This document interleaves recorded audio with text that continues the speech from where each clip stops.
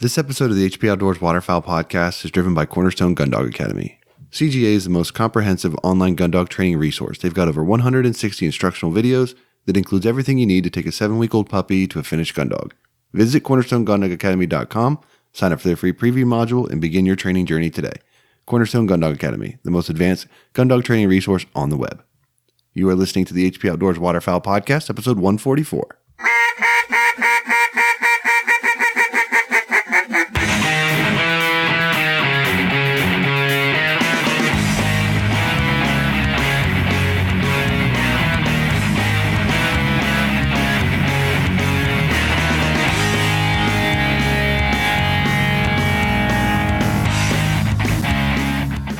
This week on the show, we're talking comfort in the field. The longer you can hunt, the more likely you are to kill more birds. So this week, we're sharing tips to keep you in the field longer.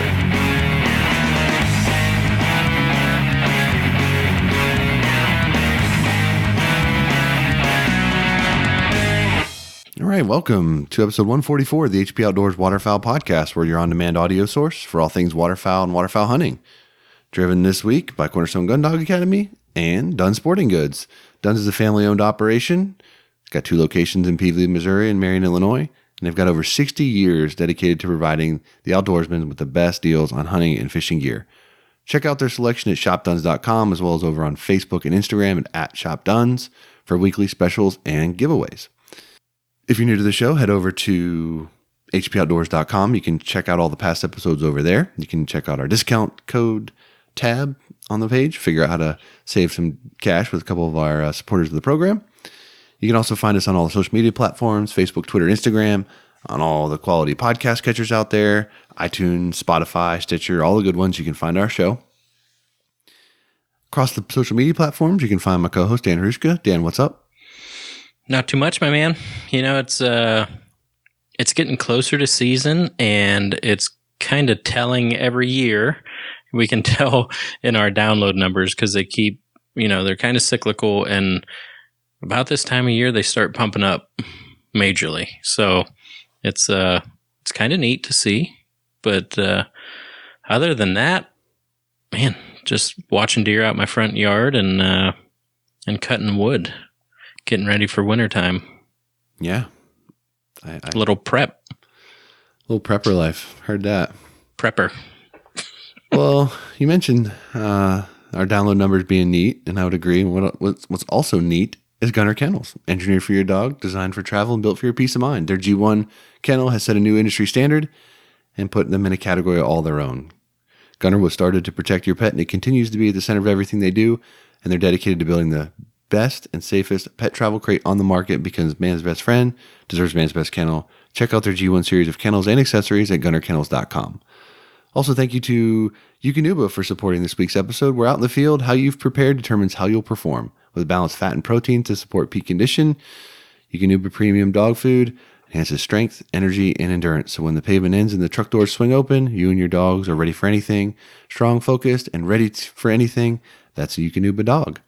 Also, thank you to new to the program this week, Old Town. Since 1898, Old Town has been building the most advanced, quality watercraft products to give you the very best experience on the water. Whether you're hunting, fishing, or enjoying a relaxing paddle on a lake, there's a boat for every type of adventurer. If you haven't seen it yet, check out their new grab-and-go watercraft designed to function as your boat, blind, and retriever. It's easy to conceal.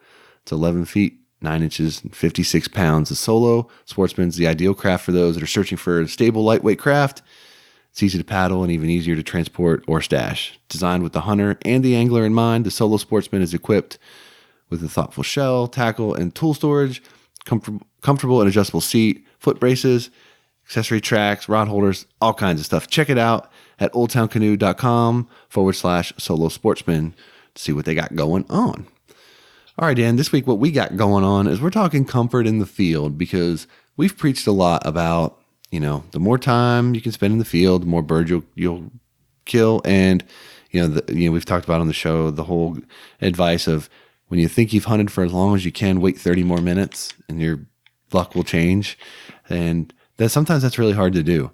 And I think one of the things that I've fallen into this time of year particularly is, kind of like you were talking with our download numbers, I get really excited for hunting season to get here. But it's funny because I know I'm in the dog days of summer right now because I'm going through my annual I like big game hunting again phase where I think like one day I'd like to go on an elk hunt and thinking about, shooting my bow more and got early season archery coming up here in Virginia and things like that.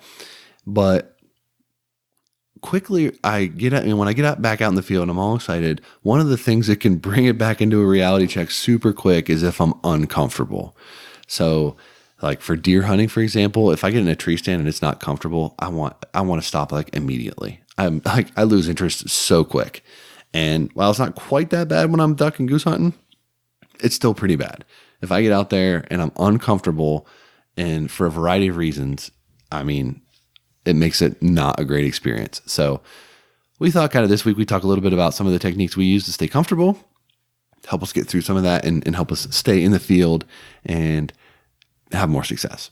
So I was kind of thinking about this, Dan, what in your experience has been the most uncomfortable you've been hunting in the field? Being cold and wet. Okay. You got like a specific example? One, well, it's funny because this lines up perfectly with the new Face Age app that everyone was on fire about today.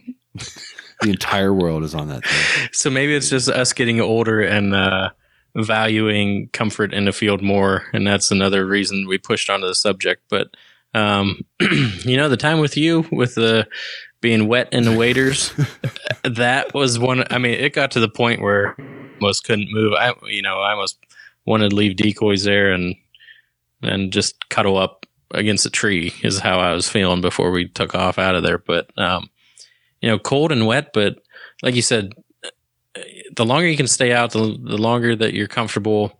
And it's just better for the experience. You don't want to end up coming back to the house that day and being like, man, that was not fun, especially for guys that don't get out that much. So, some of the worst times, I guess, what I wanted to cover were things that almost made me leave the field that I was so uncomfortable and how I've prepared to prevent those in the future.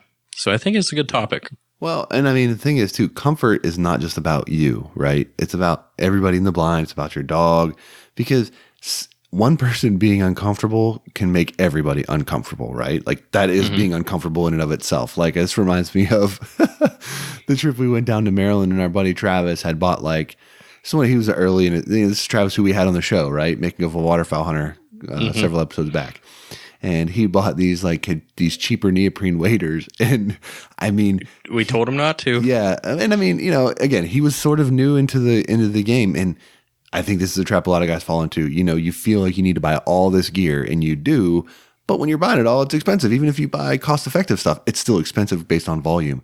And he bought some cheaper waders, to get him out in the field, whatever. And his feet were cold. And he battles this, as he mentioned on the episode. He battles cold feet all the time. His feet were cold immediately. And he had his waders off, like with his rubbing his feet, trying to get some sensation back into them. It wasn't even, the sun wasn't even up. No, I mean, it was, and then it was just continuous throughout the morning. So you know how many jogs he went on that morning? Right. Yeah. He ran. He ran so much. So it's it's one of those things where it's like, man, this sucks for you. Like, I know you're struggling. So I'm distracted from the hunt, and cause I don't want you to be freezing your butt off. But at the same time, it's come on, man, lock it up. We want to hunt, right? Or whatever. So it's being, it's being aware of everybody else in the field and doing what you can to be in a position to help them, be comfortable as well. So, yeah. And even, if you're on solo hunts, then if you're hunting with a bunch of people, they might have something that could remedy that, right? They might have the extra hot hands or whatever. Yep. If you're going out by yourself, these are things that you might want to pack along. Yeah. So let's talk a little bit about, we'll go through, I think they probably fall into a couple buckets of things. And some of these we've probably touched on to some extent in past episodes, kind of approaching it from other angles. But I think probably the first one and the obvious one that we've been kind of talking about here is cold and how you deal with cold. I mean, obviously we could talk about camo and layering and all that stuff, but I'm kind of thinking more than that. And one One of the biggest things that I like to do, and this is particularly important for me now that my son is hunting with me more, is bring in like a little buddy heater or something like that. And the thing about those heaters are, for whatever reason, it's just a pain in the neck for me to bring it, because it's like just an extra thing I got to load, carry, make sure I got fuel for, all that kind of stuff. But it's super important especially with kids, to be able to knock the chill off in the blind or let them get their hands in front of it, directly to really help kind of stay in the field. Or you, for example, I mean, a lot of times I'll get like, I'll get like the sleeves of my shirt or my jacket or something wet if I don't have like a Gore-Tex member on or something like that. Or one of my go-to moves back in the day when I would always wear like Harbor Freight rubber gloves for picking up decoys. And I would just like reach over and try to get that decoy, and I would sink my arm too far and I'd put ice cold water into the glove, right? Yep. It's so nice to be able to get back to that blind and just throw your hands down in front of a little buddy heater to take the edge off, real quick before it gets too bad. So for me, it's a pain in the neck to bring, but I think it is one of the most important things on those bitter cold days to really help you stay comfortable. Side note on a conversation, you left those gloves up here and you left them in my garage. For some reason, I only have the right hand one, but every time my dog rolls in something dead, I thank you because I put that on when I soap her up and wash. Is it the orange ones? No, the black ones. Oh, the black ones. Gotcha. Yeah, I think those were my second iteration. I think I had some orange ones that disappeared too. Yep. Yeah, he left those up, and I'm like, every time my dog rolls in something dead and stinks to high heaven, I'm like, thanks, Josh. I appreciate that. I got you, boo. Slip it on. It's right inside the door. But anyway. So anyway, I want to talk about, well, I guess two things that are not big that have saved me multiple times. One would be obviously a thermos and coffee or something hot to drink.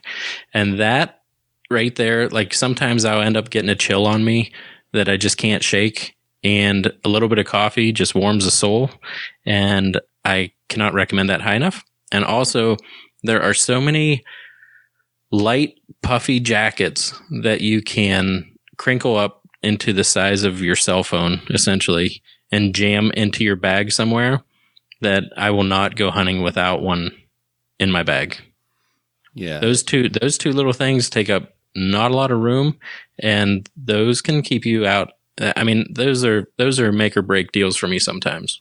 Well, the good thing the thing about those puffy jackets that you're referring to is I feel like it almost took a page out of like the backpack hunter or backpack hiker book, because most of those are synthetic, right?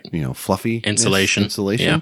So those are going to keep you warm even if you get wet. So if you didn't bring an outer shell and it started to rain unexplicably, or wet snow or whatever, it's going to still keep you warm even if it gets wet, which is so important. Particularly, I mean, there's no worse cold than like a wet cold, right? So, right. That's a really good point. I think that we've both kind of adapted that into our hunt routine, and it's something that we wouldn't hunt without now. See, and this goes back when I was talking to Christian and saying how moisture, like it might not be that cold, but when you have moisture in the air, how much colder it actually is. Mm-hmm. And when you mix in wind with that, it's crazy cold, and it might only be 35 degrees, right? So usually 35 degrees here, which usually it's very moist up in this area, but I want to go back. Not say moist anymore. I'll say moit. Very close. Very moit. And I want to go back to when I was out in Oklahoma, and I was debating between my outers and if I should wear the duck oven. I was like, I would be way too hot in a duck oven. I don't want to do that. And it ended up, I threw my lowland jacket in, which is very thin. You have one, and just shoved it in the pocket. And by the end of the hunt, I had that thing on because I was pretty chilly, and that right there made it a very comfortable hunt. So Yeah, I mean, I wear that style jacket all year long as my daily wear, right? You know, that lightweight, puffy. It just, yeah, it just works. I think that's a really good quality piece of kit. Yeah, and then you don't get to wash it, and you come back to the airport with blood on your sleeves. That's always fun. I did that, but it is what it is. No biggie. Yeah, yeah. How are you with hot hands? Are you a big hot hand guy? I am not a hot hands guy. I'm not a hot hands guy either. I usually have a couple in my pack, but they rarely come out. Yeah. I've used it one time, and I'm not sure why, but I actually I think I had a really bad headache, and I went out. I was actually with Trav, and in my neck gaiter, I put it down on the back of my neck, and it saved that hunt as well. Yeah, I'm not big on them. I've definitely used them sparingly in the past, and I've always been happy when I used them. Like, they work well. I just don't do it on a regular basis. I'm more of like a muff guy, as we talked about, and that usually creates enough heat. But they are kind of nice to have a hot hands to put in there at times.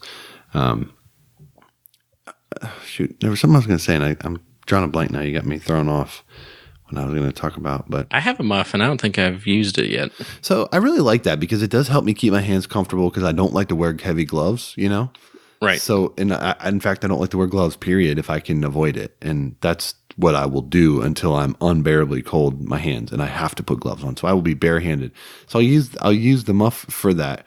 The big drawback to that is if I pick up a duck or something like that barehanded, I really have to try to be mindful of not putting my hands into the muff when when they're wet, because that really makes me uncomfortable when I'm putting my hands into like that wet thing there. So that's a little bit of a challenge, but in general, that's typically how I go because I like to keep my hands, ungloved if I possibly can. Do you find that eating something warms you up or definitely takes a chill off you? Definitely.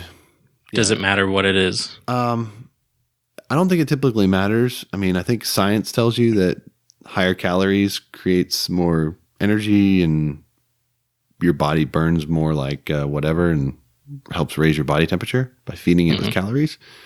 So, snacks come in all shapes and sizes and varieties. I mean, I like the comfort food and I don't know if that's comfort. I like pastries and stuff a lot lately. That's been kind of my jam. Honey buns, glazed. Let me ask you this. Have you seen, it was last year, Sam Soholt had those little Tostino's pizza rolls, and he put it in Yeti stuff and kept them warm. How do you feel about that? I mean, I think it's cool. I don't know how I would ever make that work to actually execute that. Like where he's got the biscuits and gravy in there and stuff too. Like, I mean, that's awesome. I don't get up early. I can't get up early enough to prepare. It's only 5 minutes, like 3 minutes in a microwave, and then throw them in there. Okay, I get that, but I mean, you have the luxury of hunting like 10 minutes from your front door. I don't go anywhere that's under an hour, right?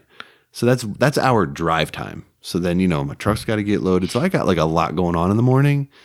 Like breakfast is a quick deal for me. It's got to be consumed. It's got to be something in the truck. I would be more likely to prepare it in the blind. I think that would be a fun thing. More fun than having it with me. Just if I had the blind situation where I could cook up a little breakfast, I think that'd be preferred for me. Because I usually don't like to eat a ton right away. Because if I'm eating a bunch of food out the door, I'm going to have to sit down when I'm out in the field somewhere, and I try to avoid that. So like I stay low sugar. So like if I'm going to eat pastries or like something that's got a lot donuts, things like that, I never eat that first thing in the morning because that sugar just destroys my stomach. Like, yeah. So I always wait till later in the morning to eat that stuff. I usually keep it pretty bland and just go with coffee first thing till I get squared away. What else do you take for battling the cold? So I think that the other thing, and you touched on it, that a lot of guys don't really appreciate enough is a neck gaiter. I think the neck gaiter is such a critical piece. It's a game changer.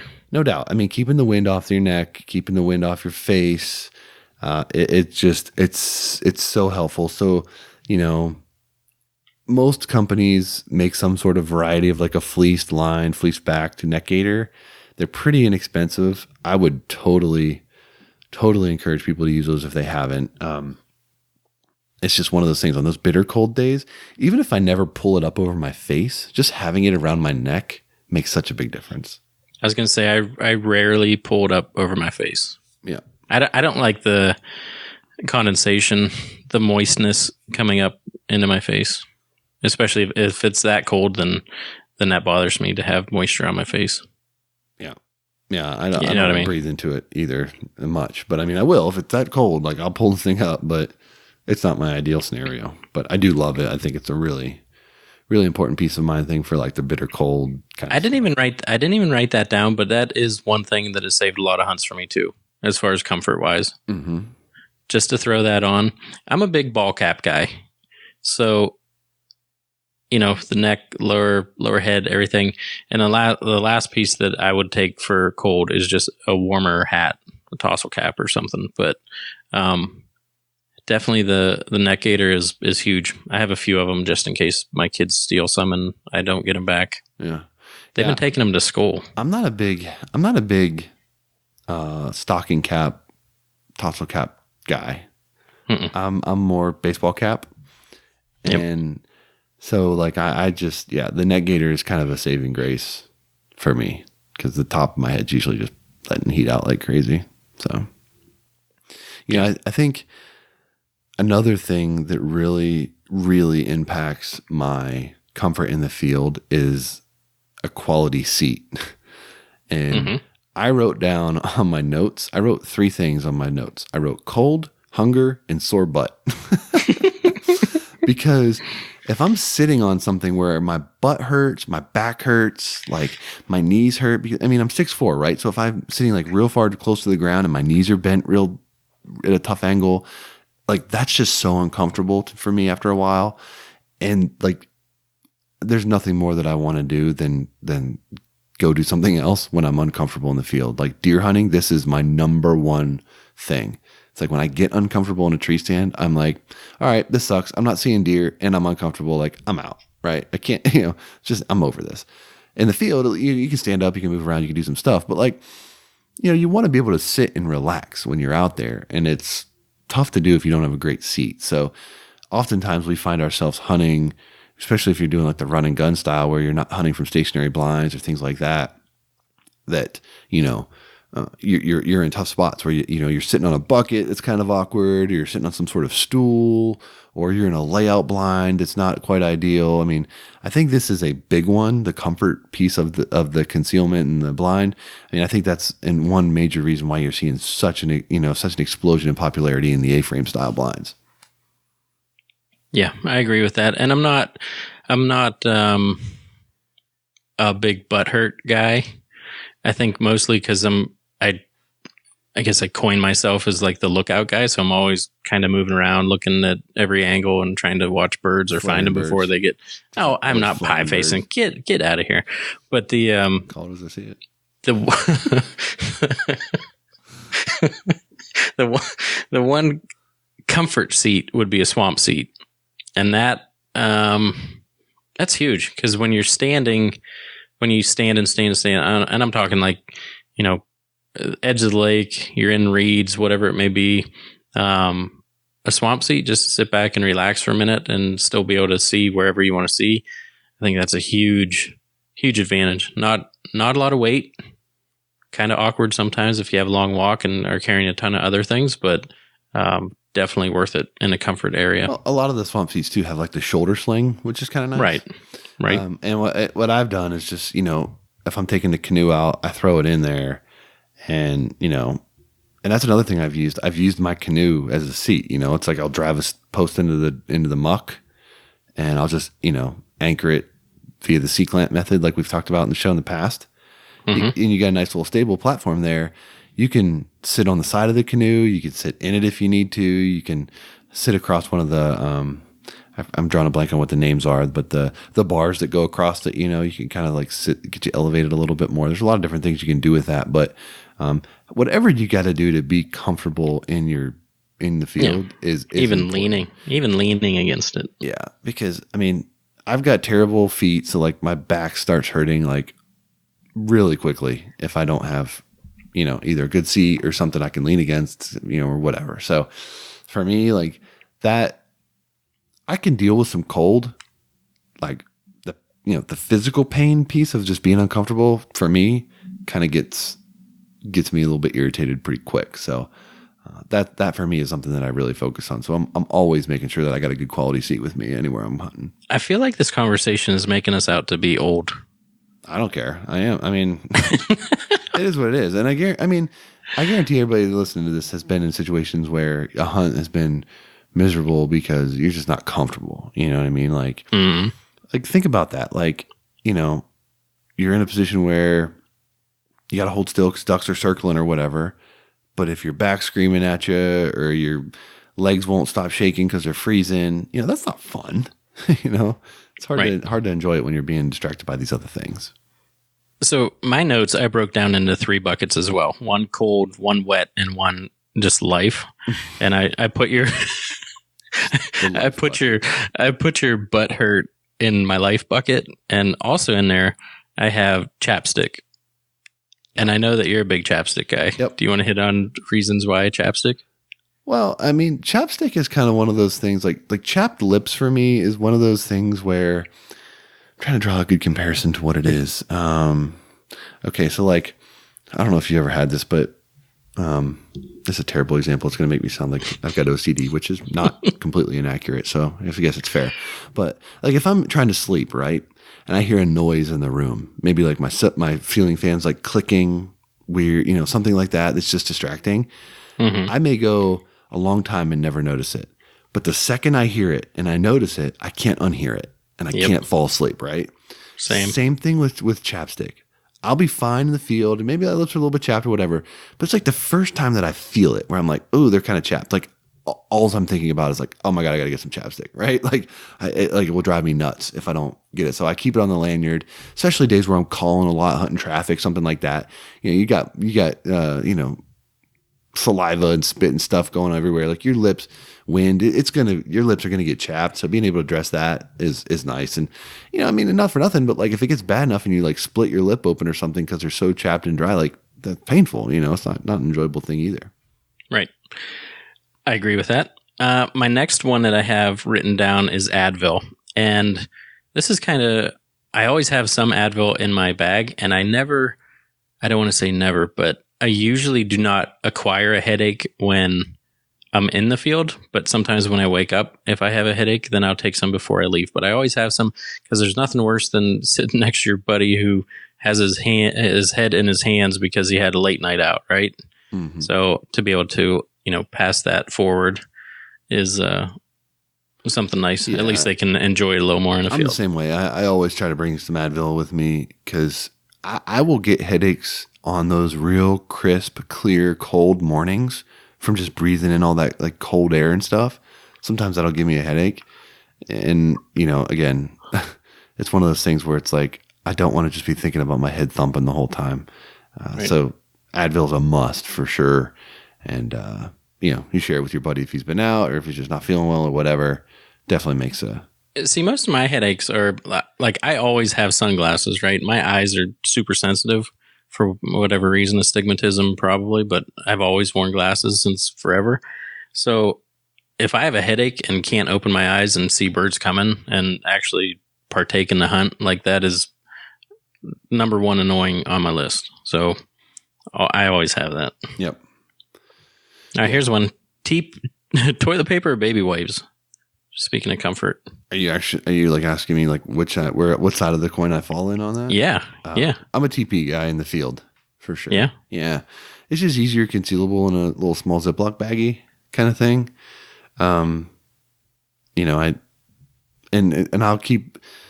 usually pretty disciplined on like preparing myself properly to be in the field for periods of time. So this doesn't hit me all that often. Once I figured out that sugar just wrecks my world early in the morning, I've been much better.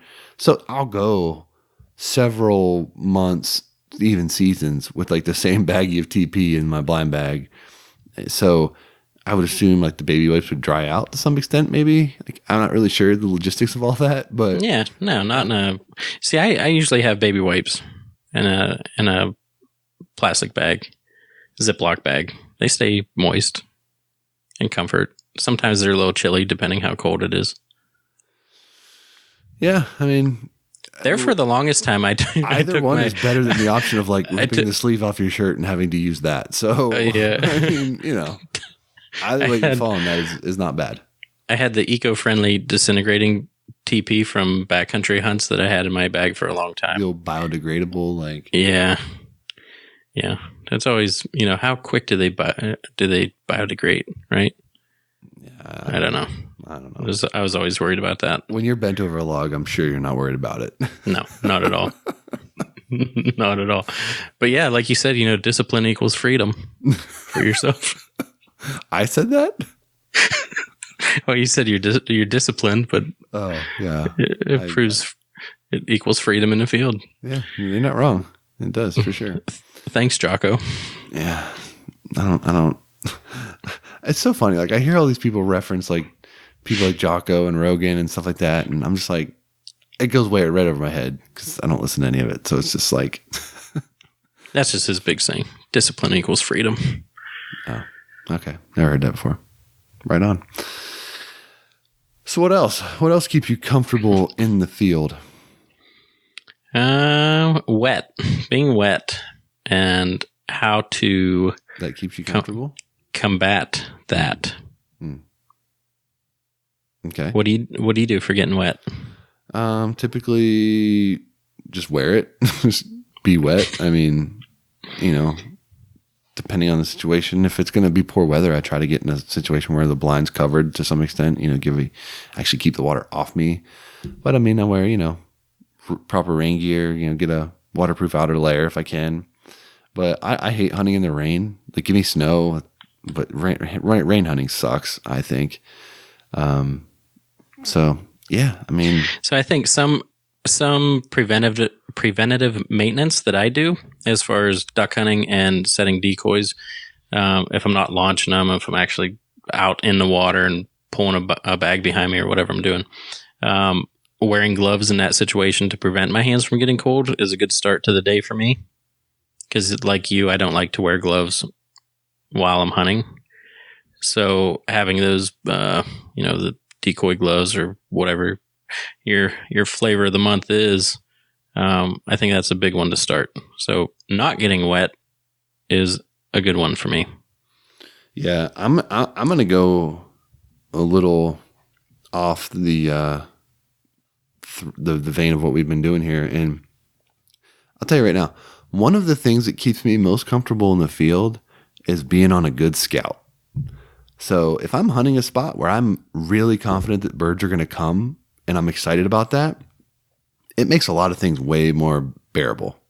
Like if I know we're on a big feed or something like that, I can deal with a little more adversity than if I'm hunting like a traffic spot where we know we're just going to be working our tails off to pull birds off the, off the path and try to get them. Things like that make it very important. So that's why I keep paralleling deer hunting because it's such a struggle for me to stay comfortable and engage in a deer hunt. But like trail cam photos are a huge thing for me on deer hunting. Like if I know with reasonable consistency that deer have been hitting this spot at this time and this frequency, like it keeps me more motivated to stay there and like be engaged. If I go out and I check the camera before I get in the stand and there's nothing on the camera, it's usually not a real comfortable hunt for me, kind of thing.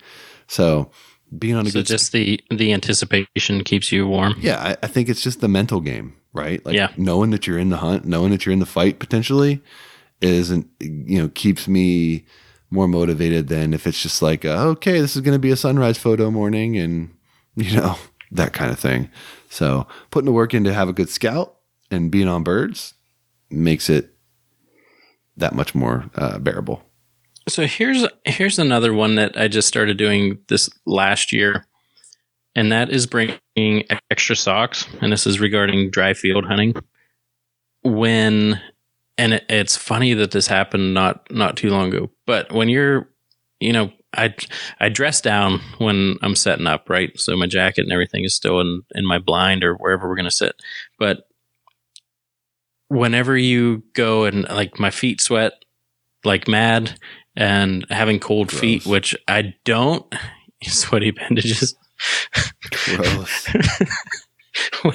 When my feet get cold, which even when they sweat a little bit, like I can bear it. Like it doesn't usually get me out of the field. But something I noticed not too long ago, I went camping and we were sitting around the fire at night, and I had it rained before we got up there, so we were setting up and everything, and my shoes, boat shoes, got a little wet. Perfect camping attire. Yeah, so we're sitting around and I'm like shivering by the fire, and I'm like, why am I so cold? And I actually took my wet shoes off and was fine. So just that little bit of extra chill that's on your feet might be what's making you so cold that you want to pack it in for the day. So a pair of extra socks is now in my bag just in case. Do you wear socks with your boat shoes? Is that where you're going with this? No, I don't. So did you just walk around in your stocking feet after that, or did you? When I was sitting in my chair next to the fire, so I put them like up by the rocks, right? All right. By the fire. Okay. Were they merino wool socks? What socks? Didn't you say your whole point was you bringing extra socks? Yeah, in the field.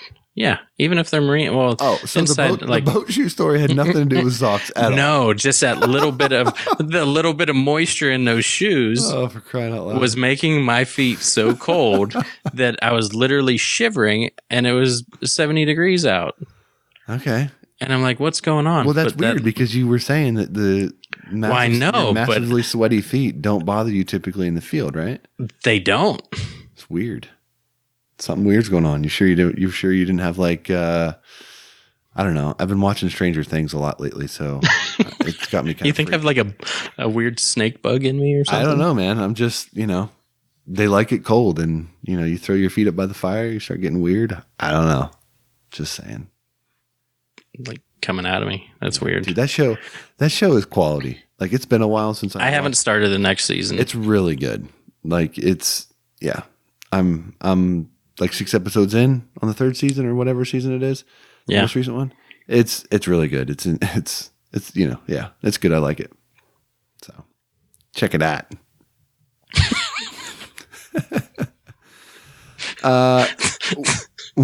What? You okay? A weird rabbit hole, but yeah. It's kind of our thing, sort of. It's all right. It works. Yeah. All right. What else? What else you got here on your comfort?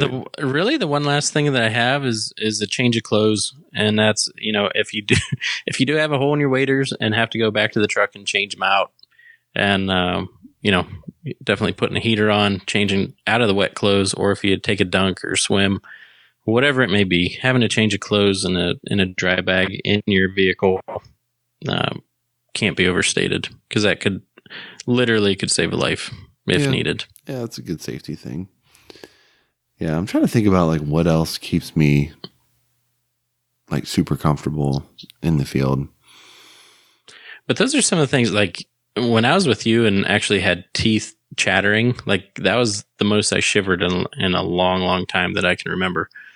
It's all because of the hole in the waders. But yeah, we ended up calling that, and that was a pretty nasty day overall. Yeah, we could have killed ducks that day, though. We should have. Yeah, we could have killed more than we did. We? I don't think we killed any. We didn't kill any. My gun was actually, the action was frozen open on it. I got water from it splashed up on my gun and froze my entire gun wide open. Yeah. I forgot about that. Yeah, that was fun because I drove like all that way up there, and it was like an hour into the hunt. You're like, dude, I really hate to do this, but I'm dying over here. Well, I think I was literally about to die. Yeah. So. Yeah, you felt you were not neat right there. All right, man. Well, I think that kind of covers everything for me as far as the comfort piece goes. I mean, I don't think we're necessarily breaking news or new ground on any of this stuff. I think it's Right. just, I think it's more of an idea of just, you know, your hunt is infinitely more enjoyable if you're comfortable, and thinking about where you're going to be hunting and what the situations are going to be thrown at you and what you have to do to ensure that your comfort will be there. One of the big things we've talked about in the past is like, if you're going to hunt with the dog, make sure that if you're hunting in water, that there's a place for the dog to get up out of the water, things like that. Most people think that, and you kind of take that for granted, but it's a worthwhile thing to go through, because if you think about some of these things and the first time it's because you're in the field and you're being uncomfortable and suffering from these conditions, it's obviously too late. So if this is, and we spent a lot of time on cold early season hunts in September for geese and stuff like that can be equally as uncomfortable. So to hit on that really quickly, obviously water hydration is important, but like thermocells, bug sprays, things like that are so important. Like, I don't know anybody that likes swatting mosquitoes, but you talk about wanting to wrap a hunt up quicker than anything. If I'm getting just drilled by mosquitoes, Yep. I'm out. What about spiders in your blind? I mean, we've been over this I don't know how many times. Like, don't at me on Facebook. Like, keep tagging me in spider pics. Doesn't faze me. It's all good. Told you, when I'm outside in the element, they don't bother me. It's all good. I just flick them away. Just deal with it. Dang spider. You want to know something? Just thinking like the overall talk of the show, and it's not groundbreaking, like you said.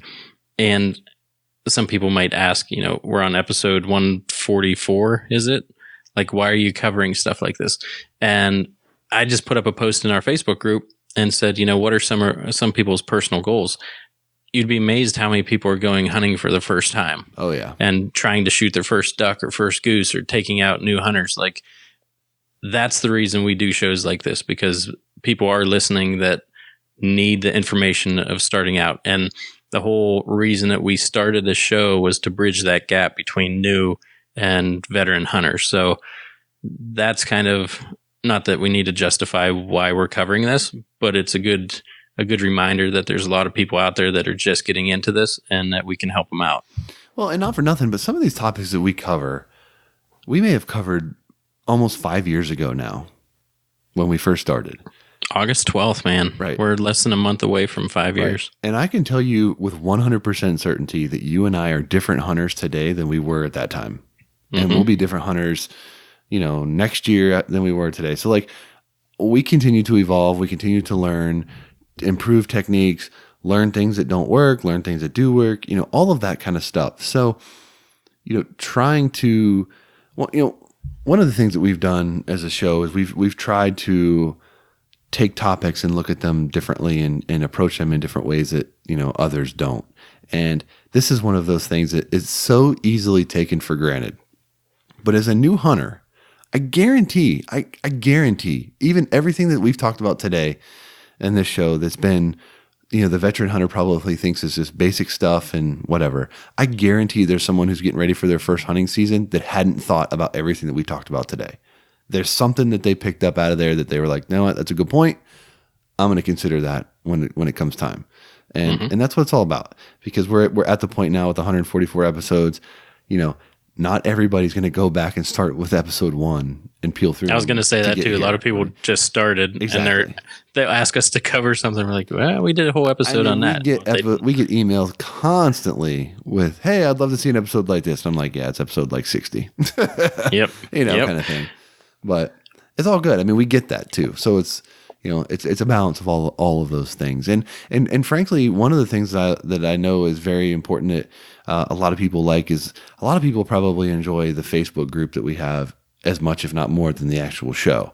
And I've noticed that a lot of the conversations and topics that we talk about on the show spur conversation and further exploration in the group amongst those guys. So, if you're not in the group now, you can head over there and get in, and all of this stuff kind of just goes off, and it gives opportunities for people to say like, hey, listen to the guys this week, this is one situation that I had, or one, and it's just a great opportunity for everyone to kind of learn from everybody else. So really, really good options for that if that's something that you want to explore further.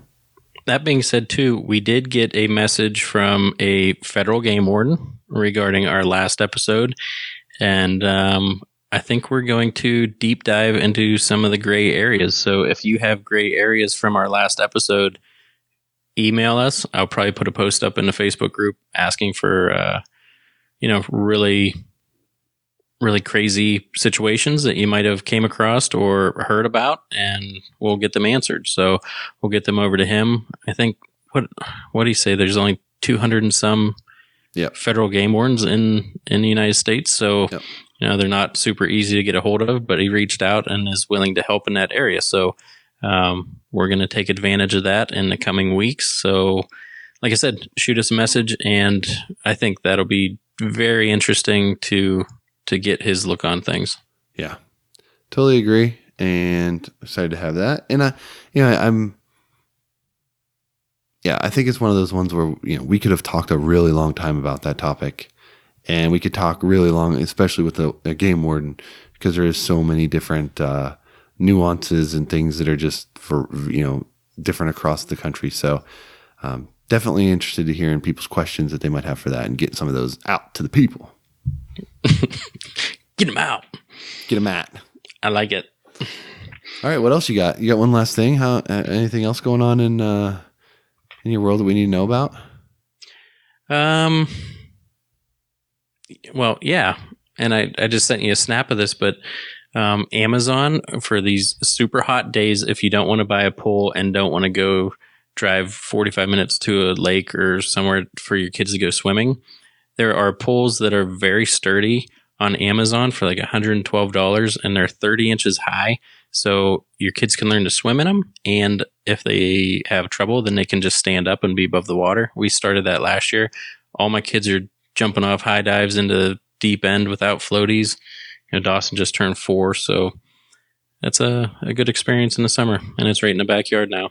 It's very cheap. It's like very cheap option. It's like an above ground pool situation. Yeah, and it has actual like a filter and everything.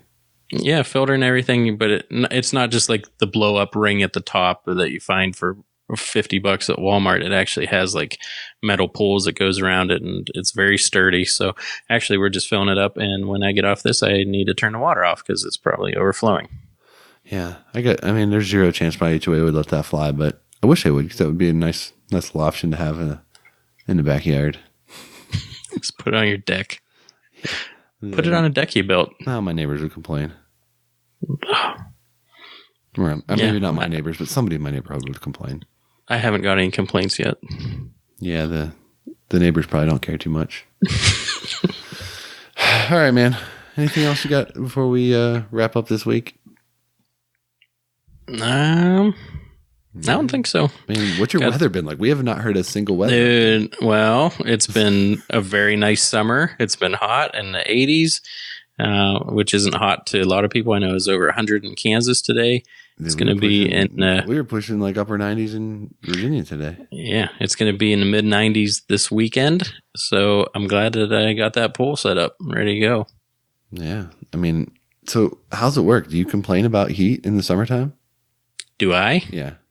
I'm very comfortable in like the 70 degree range.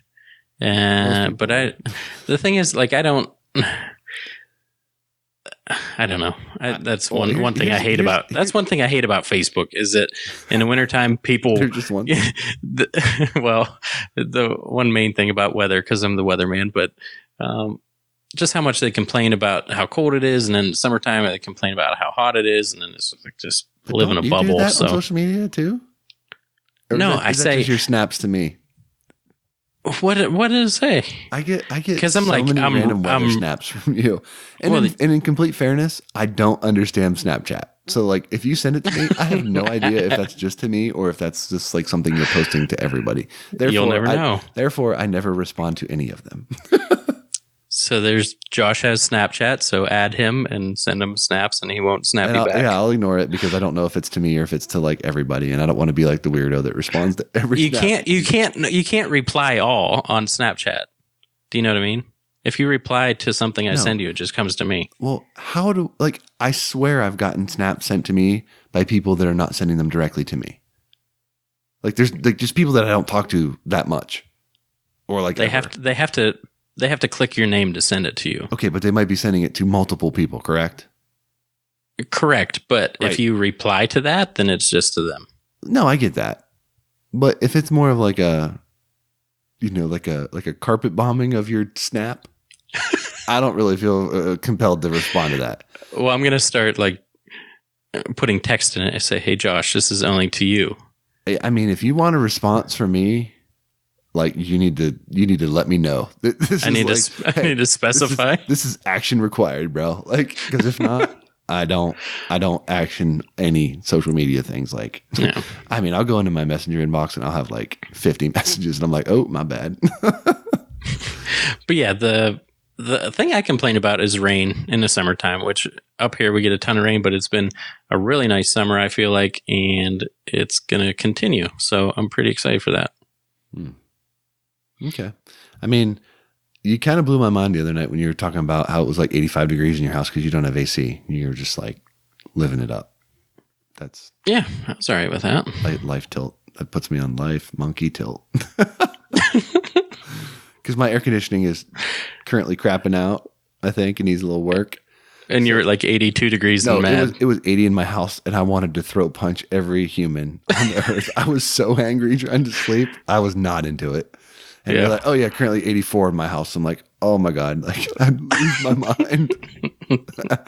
Just constant crack the window. You're good. Crack the window. It's 100 outside. Why on earth would you let that in? I have air conditioners in my house, just not a whole house conditioner. But I mean, whatever room you were in, it was 85 degrees. No, that was the living room. Yeah, that's just unsat. All the bedrooms are air conditioned. That's all you need. Sure. All right. I'm not home all day. What's it need air conditioned for? For when you come home. It's not 100 degrees inside. Turn it on. It cools down quick enough. Yeah. All right. I care about the environment, Josh. Running your air conditioner, it means you hate the environment? I think as you're just overflowing fresh water out of your little side backyard pool you were raving about? Yeah, okay. Well, it's because you keep me on here. Sorry, man. I want to give you opportunities for 100 last things. Anyway. Are we good here? I think we're good. Okay. Well, I'm excited because I booked my flight to Canada today. Yes, sir. So I'm going to do mine tonight. I guess that means I'm officially going to Canada to hunt. It's pretty neat. Pretty exciting. Especially if you haven't watched the episode of The Grind called The Widgeon Hole or Mallards in the Morning Benny, whatever it is. I'm pretty pumped about that. Yeah. Yeah, I'm excited. So, be my first time hunting in Canada. There's birds there. Yeah, probably a few. Probably scratch out a couple. Get it. Be semi-comfortable. All right, get us out of here. Don't yell at me, Dan. But I will get us out of here. But before I do, I just want to take a minute to thank Dunn Sporting Goods, Gunner Kennels, Eukanuba, and Old Town. And also thank you to Cornerstone Gun Dog Academy, the world's most comprehensive online gun dog training resource. The over 160 instructional videos. It has everything you need to take your 7-week-old puppy to a finished gun dog. Visit cornerstonegundogacademy.com, sign up for the free preview module, and begin your training journey today. Cornerstone Gun Dog Academy, the most advanced gun dog training resource on the web. All right, that does it for episode 144. Hopefully you got a little something out of our talk on how to stay more comfortable in the field this season. If you're new to the show, head over to iTunes, check out some of the past episodes that we got over there. While you're there, you can leave us a 5-star rating and review. It'll help like-minded hunters just like you find our show. That's going to do it for this week. Dan and I'll be back with you next week with some brand new content. So until then, for Dan, I'm Josh. Take care.